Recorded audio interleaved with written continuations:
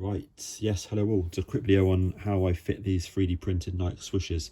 So thank you very much to Graham Garlick for printing and providing these. They're excellent, really nice. So these normally arrive completely flat, and basically they need heating and forming to the shape of the shoe before you glue them on. Now first of all, I'll get the curved file and just sort of go around the edge here, make sure you're happy with any burrs, get it smooth, it's sandpaper, whatever you want to do. Job done. Next up, use a knife just to sort of neaten up any corners on the edge here, just to get it optimal and sharp.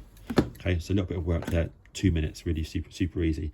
Next up, you want to get the flat swoosh, and you want to heat it, hot air gun, or you can use boiling water, maybe a hairdryer, I'm not sure, but certainly this, and I use it on 1/3 setting, because you don't want it to get in too hot too quickly.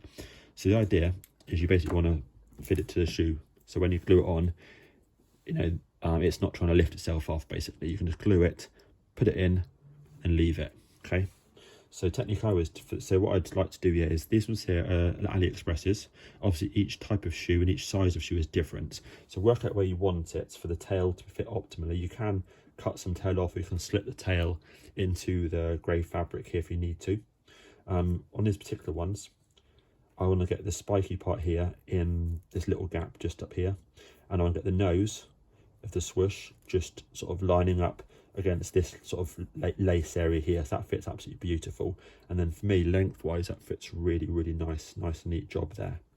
So technique for this one, so all you need to do is you need to, bear in mind this is normally flat, yeah, just heat up, turn it on, heat this up, heat this section here up like this for about 10 seconds. If you watch it closely, you'll suddenly see it starting to sort of twist or curl slightly. Then you know it obviously is hot enough.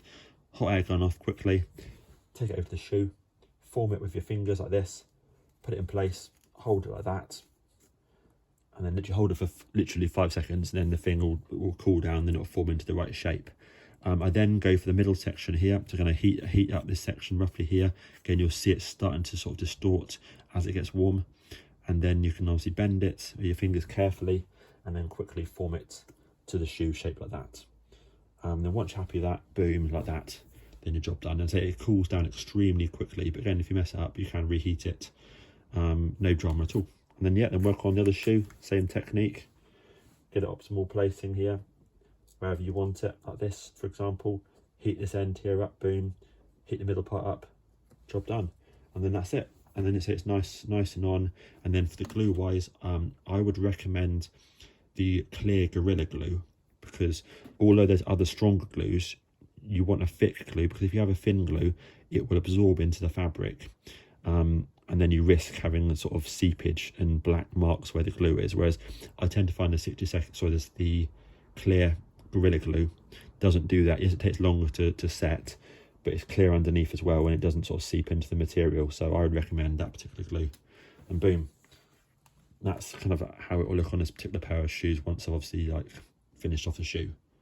Cool, there you go. And say thanks you for Graham Garlick for these beauties. And so you can get a set of those and a set of letters from him as well. And he's on the Nike Mag Repair Upgrade forum. Cool, thanks all, cheers.